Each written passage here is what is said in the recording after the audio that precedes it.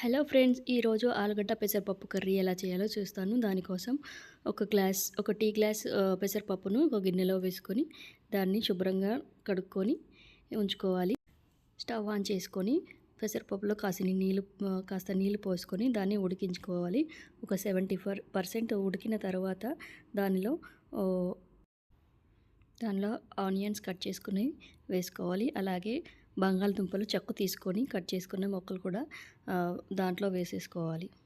అలా వేసుకున్న దాంట్లో బంగాళదుంపలు పప్పు ఉడికిన తర్వాత పసుపు, రుచికి తగినంత ఉప్పు వేసుకొని చక్కగా కలుపుకోవాలి.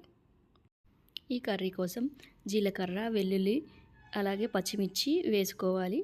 ఇలా కచ్చా పచ్చాగా దంచుకొని మనం ఉడుకుతున్న పప్పులో వేసుకోవాలి. దీనిని ఒక 5 to 10 మినిట్స్ అలా ఉడికించుకొని మంచిగా మగ్గనివ్వాలి.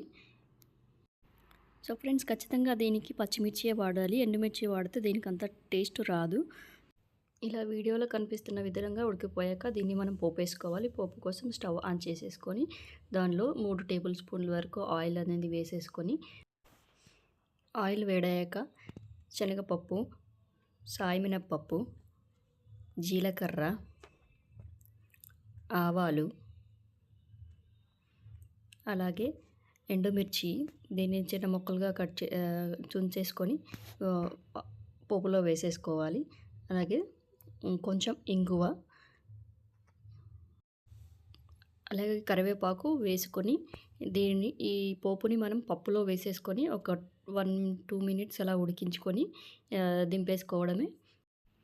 ఫ్రెండ్స్, ఆలుగడ్డ పెసరపప్పు అయితే రెడీ అయిపోయింది. మీరు కూడా తప్పకుండా ట్రై చేయండి, లైక్ చేయండి, షేర్ చేయండి.